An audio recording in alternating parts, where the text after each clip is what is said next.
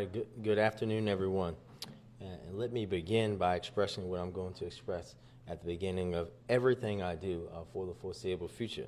I want us all to take a moment to reflect on and lift up those who lost their lives in last week's tragedy, every family that's been impacted, every worker that has been impacted, as we are all still reeling from the Francis Scott Key Bridge collapse. I just am coming from the port where I had the opportunity to talk directly with longshoremen and workers at the port who, despite the unforeseen and tragic circumstances, are in good spirits and are just awaiting.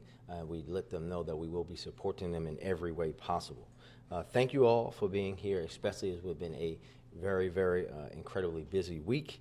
Normally, we would want to conduct this critically important announcement with slightly more fanfare, but given the continuously evolving situation with the recovery from the bridge collapse, we thought it'd be prudent to do this without fanfare in a way that allows us to get back to the most pressing items on our list. As I mentioned in the State of the City exactly a week ago, this budget is an important one that requires us to take a critical look at how we could cover a structural deficit.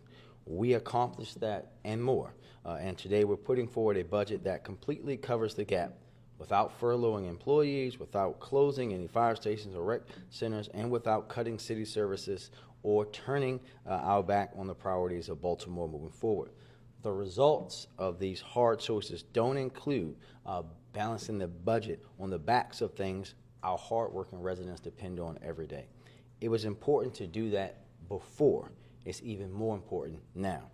Our city is bracing for the long-term impacts of this unthinkable tragedy. As the governor and I have been outlining all week, our focus is doing all of this in the right way, not the fast way or a half-baked way. But it means that it's going to take as long as it takes. As our city moves into our budget season and fiscal year 2025, it is going to be critically important that city government is serving our residents to the absolute best of our ability. All week, we have been showcasing the city government's commitment, dedication, and ability to effectively coordinate with our partners. We need to continue to do that in everything we do, whether it's standing alongside the Coast Guard and other members of the Unified Command to discuss the salvage operation or being there to do a much more standard daily operation of city government. Whatever this administration and all the city government is doing, we need to do it well and we need to do it together, especially as we move into the phase where we are increasingly having to juggle such a momentous tragedy and our normal day of work. I believe that the budget that we are putting forward does exactly that, in a way that takes into consideration both the financial health of the city and the very real needs that we all have ahead of us. With all that being said, let's move into highlighting a few specifics of the budget, and then we'll take some questions. We started this budget planning process, as you know, with a projected $107 million shortfall. I'm happy to report that we have balanced that gap with no service reductions or layoffs. Some of the steps that we took to balance the budget include utilizing new license plate reader technology to step up enforcement of the resident parking permitting program, eliminating 89 positions that have been vacant for an extended period of time and only those that have been vacant for an extended period of time, identifying efficiencies within agency budgets estimated to save the city $20 million annually. The city's finances also continue to benefit from the growth in property values we saw in 2021 and 22. While real estate transactions have slowed, properties continue to hold their value. We're sustaining our record investment in the city schools as a part of the blueprint for Maryland's future. Funding for the schools in the preliminary budget is up $125.6 million compared to the pre-blueprint funding levels. In addition to schools funding under my budget, further steps up investments in young people through funding the 240 year-round slots for the YouthWorks program, a partnership with our partners at City Schools to fund 56 positions that will serve as career coaches at the city's middle and high schools. These career coaches will work to connect students with different career pathways. And we were able to actually increase the overall budget for recreation and parks. Other key investments include expanding the group violence reduction strategy by expanding the program to the Eastern District first and then later the Southern Police Districts. We know that GVRS has been absolutely critical in last year's record reduction in homicides and non-fatal shootings. We must maintain that progress and continue to responsibly expand the program.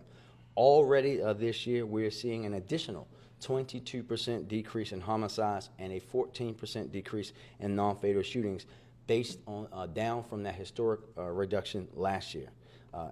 Annualizing funding for DPW crews to continue weekly recycling services, funding to create 5 new positions to support the procurement transformation work, focus on streamlining the city's purchasing practices, creating additional positions to support our vacants work led by the housing department. The city, of course, is planning to utilize $50 million of state funding from Project CORE as a part of the city's vacant housing initiative. These are just a few of the important investments we're making with this budget, even though we need to make some decisions to overcome the deficit that we started with. Now, at this point, it is still too early to tell fully how the bridge collapse will impact the city's overall financial outlook. And at this stage in the process, we did not make any adjustments to this preliminary budget as a result of last week's tragedy. It should also be noted that in the days following the collapse, the S&P reaffirmed Baltimore's AA rating and a stable outlook in the wake of the incident, which is an extremely important note for the support of our city's fiscal health. But we know over the next few months, we're going to be doing everything in our power to confront the economic impacts on our city. As you heard earlier today, I met with union members directly at the port. Tonight, I will be meeting with business leaders whose businesses are directly impacted as well. And in the coming days, I'll be meeting with a larger group of labor unions and union members whose industries are impacted in some way. We will all come together, as we have been doing every single day this last week, and confront these challenges together. There are some obvious places that this tragedy brings focus to, including the numerous federal infrastructure projects we have going on and how they will intersect with federal relief funding and infrastructure funding flowing in to tackle our response to the bridge. It also includes the importance of support for our jobs and employment development work, including MOED, YouthWorks, and many others. But more than anything, this preliminary budget ensures that our city's fiscal health will be strong as we work to address the fallout from this crisis, especially given that we successfully balanced the structural deficit that we were facing with from the start. I want to thank the entire budget team and all of our agencies who have worked incredibly hard over the last few weeks and months to bring such a strong preliminary budget together, and in doing it in a way that Baltimoreans can be proud of and take assurances in. And with that, we'll take a few questions. I know we discussed this a little earlier, Director Larson, but I'm wondering if you could again explain how the city doesn't really receive any income through tax revenue from the port, besides income tax. Like, we're not counting on the port for a check every year. Yeah, no, sorry. Yeah, there is a pilot payment that the port makes to the city, but they're exempt from our overall property taxes. So what we're referring to earlier is we know there are workers there. If those workers live in the city, they pay city income tax. So we're trying to figure out what that impact is. And again, that will take probably weeks, if not months, to figure out exactly how that's going to look.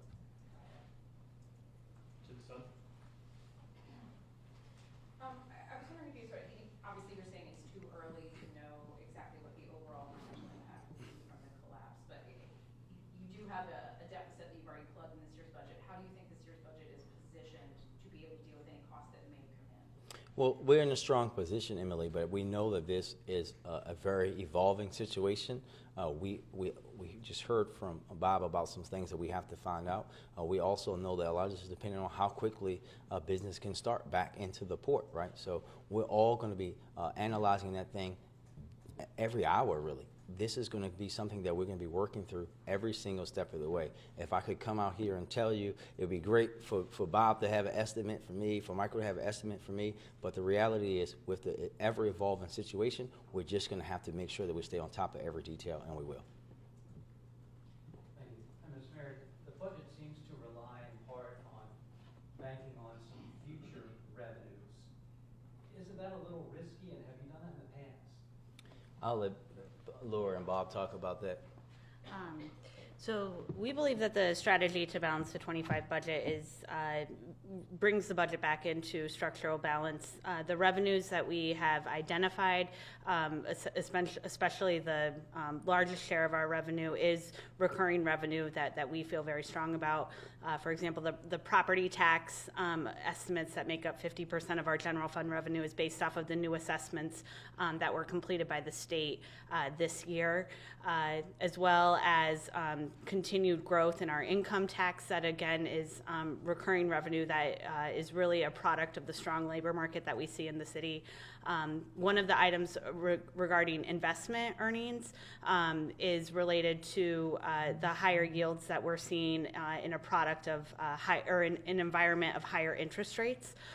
We do acknowledge that that is something that is volatile and may begin to come down, but based off of what we're seeing for these revenues in the current fiscal year, we believe that we're in a strong position going into fiscal 25. And just as a follow-up, there's a lot of initiatives that regard parking. Yes. How do you know how much that's going to generate? So in regards to the new revenue initiatives around parking, what we're really trying to do there is to ensure that we're maximizing existing revenue streams into the city's general fund. So with the license plate readers, we believe that by looking at how we are optimizing enforcement, we're going to see additional revenue there, and we feel very confident in the forecast that we've put together for that new revenue. Regarding putting back in place some penalties that have been turned off since COVID, our revenue projections reflect what we had previously seen regarding collections when those penalties were in place before. So again, we feel very confident on that. And then finally, the initiative that we have regarding updating various fees across the city. Again, we believe that the revenue estimate that is reflected in the budget is conservative and responsible as we are looking to analyze those fees that haven't been updated in recent years, especially as we've seen inflation really impact the cost of providing those city services. Over the past year, we've seen a lot of the property value drop in the city based on, vacancies and other adjustments in the market. Can you talk a little bit about that and the impact? I'm sure it had an impact on the budget and how you adjusted for that. And what's your take on what we're going to see? Because more buildings are going on the market, more are in foreclosure, more are going to auction, and these are high-profile towers, office towers. Yes, so we acknowledge, and just like other communities, we are seeing, we know that there's going to be some drops in assessed value for our commercial properties. But what we are seeing that is really good news in terms of the overall market of the city's assessed value for property is that residential properties, we have seen the impact of the higher assessments with Group 3 that is reflected in the fiscal 25 budget. That's sort of the final group that needed to be reassessed post the real estate boom. The good news that we're seeing, especially on the residential side, is that even that we're in this environment of higher interest rates where the real estate market has cooled, those properties are holding their value. So that's actually really good news for the city's overall property tax assessable base. We are prepared for next year when our downtown core is reassessed, and with a couple of these high-profile properties, we do know and anticipate that we will see some reductions in assessed values. I think one of the things that will help us in fiscal 26 is that the way that our property tax works will still be phasing in the increases from groups 1 or from groups 2 and 3 as those come online based off of the caps that protect our residential homeowners through the homestead program. Can I have a follow-up with the Mayor? Mr. Mayor, can you talk about meeting with the business community tonight? I would like to cover that meeting. I'm hoping it's open. Well, we want to make sure that we're first talking with those folks directly. We can talk about that for future meetings, but this is important, right? We have to talk consistently with everybody that's been impacted.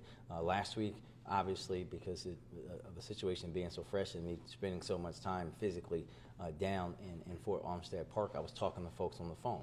But we have to bring people together to talk about them, to hear about what they're hearing about their businesses and their workers, so that we can have the best information that we need to support all of them in the best way that we can. They're telling us that they're very desperate right now to try to hold on to some kind of normal or establish a new normal, but they really don't know which way to turn. What are you going to tell them? Well, listen, first and foremost, I'm there to listen. And then this is about making sure that they know, as we have been saying to them and everyone that hears us, that this is a effort, a collaboration of something that we have never seen here in the city, or quite frankly anywhere in the country, when you think about the impact of this tragedy, and that everybody from the President of the United States down to me and below are working as hard and as fast as they can responsibly to get the channel back open so that those businesses and those workers can go back to work. Chairman Tashi. Mayor Scott, the budget is supported in part by the highway user revenue. I know you and other city officials called for the reversal of those proposed cuts, but has there been any real progress since? We'll see. We know that their work in Annapolis is still going with the House and the Senate. They're going to be discussing that as they push towards sine die next week. My stance has not changed. Baltimore City cannot absorb another highway user revenue cut. As we all know, we were already short $900 million from the previous changes during the Great Recession. And what that's going to mean for us is those cuts continue, is hundreds of lane miles of roads that won't be resurfaced, that are long past due needing resurfacing. So we are very hopeful that we're able to get those things restored. Is there any particular plan B for any of those cuts? So listen, the reality is that we, as I said, Tashi, a few weeks ago, we've been taking out bonds through the state to do those basic services. We would have to continue that, but we don't want to continue that. We want to go back to what was passed and, quite frankly, what the city is owed. Quickly check with WJD, WMAR, Fox. Okay, back to David. Real brief, was ARPA money used in any way to help balance this budget? If so, how? And is there any penalty associated with that? Shemai, you want to take that, or Laura? We are not using any of the $641 million that is part of the city's ARPA award as part of the budget balancing strategy.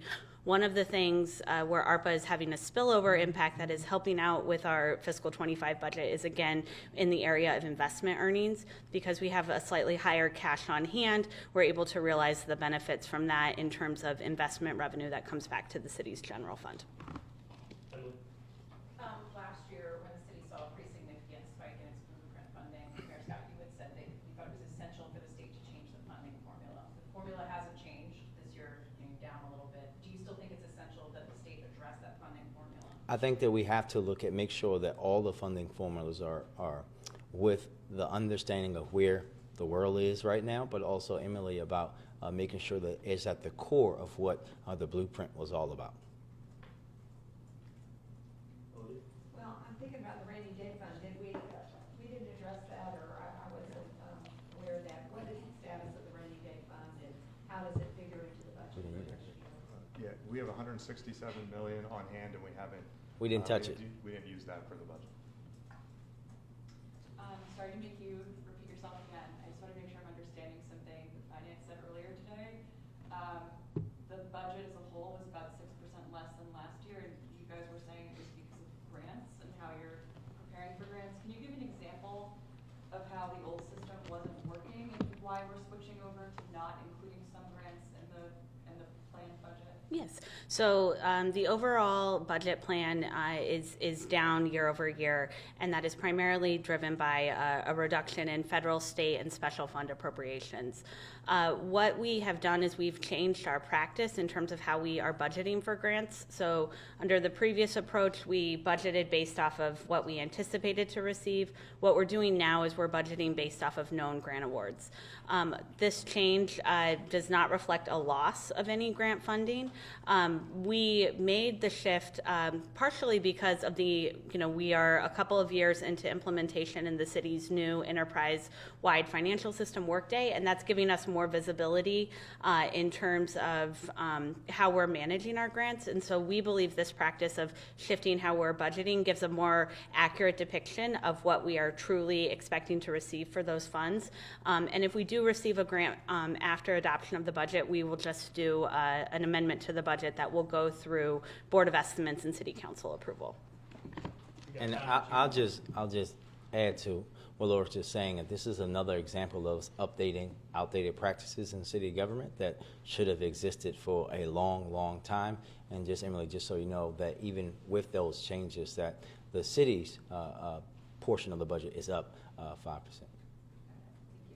Last two questions.